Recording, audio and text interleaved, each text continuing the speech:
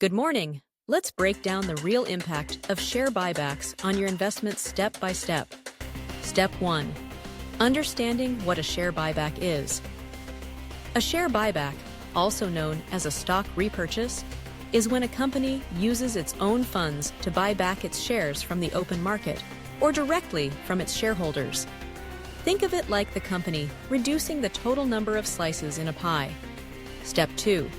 Why do companies initiate share buybacks? Companies undertake buybacks for several reasons. To return excess cash to shareholders. When a company has more cash than it needs for operations or growth, a buyback is a way to distribute that wealth. To boost earnings per share. EPS. With fewer outstanding shares, the company's profit is divided among a smaller number of shares, leading to a higher EPS. This can make the stock look more attractive to investors. G. To signal undervaluation. A buyback can indicate that the company's management believes its stock is undervalued by the market. This can boost investor confidence. To optimize capital structure. Buybacks can help a company adjust its debt-to-equity ratio. To offset dilution. If a company issues stock options to employees, a buyback can help maintain the ownership percentage of existing shareholders. Step 3. How share buybacks work. There are a few common methods for a company to buy back its shares. Open market purchases. The company buys its shares on the stock exchange over time, just like any other investor. Tender offers. The company offers to buy back a specific number of shares at a fixed price, often at a premium to the market price, within a set time frame. Private negotiations. The company directly negotiates with large shareholders to repurchase their shares.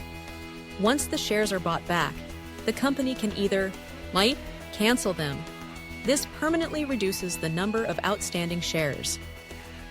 Hold them as treasury stock.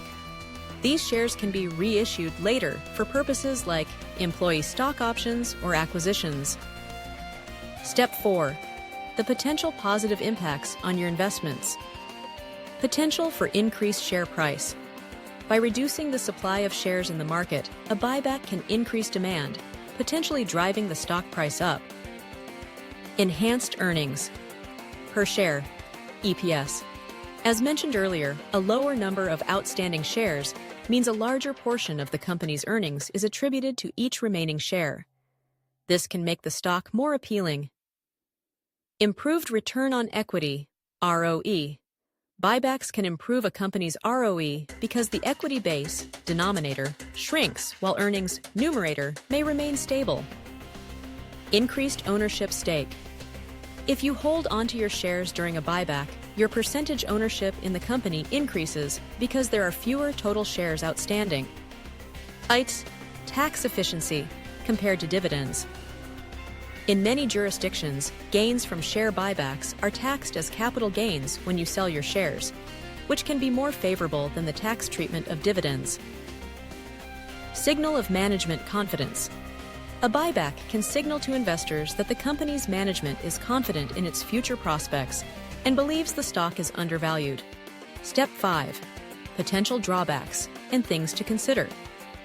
May signal a lack of growth opportunities. Sometimes, a buyback might suggest that the company doesn't have better opportunities to invest its cash for future growth or innovation. Potential for overvaluation. If a company buys back its shares when they are already expensive, it might not be the most efficient use of capital. Short-term focus. Buybacks can sometimes be used to artificially inflate EPS and boost short-term stock prices, potentially at the expense of long-term investments.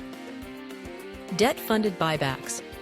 If a company borrows money to fund a buyback, it can increase its debt levels, which could be risky if the company's performance declines. Opportunity cost. The money spent on buybacks could have been used for other purposes, such as research and development, acquisitions, or paying down debt. Step 6. The importance of context. The real impact of a share buyback on your investments isn't always straightforward.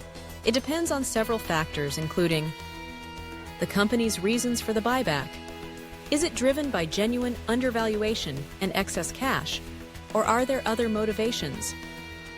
The company's financial health.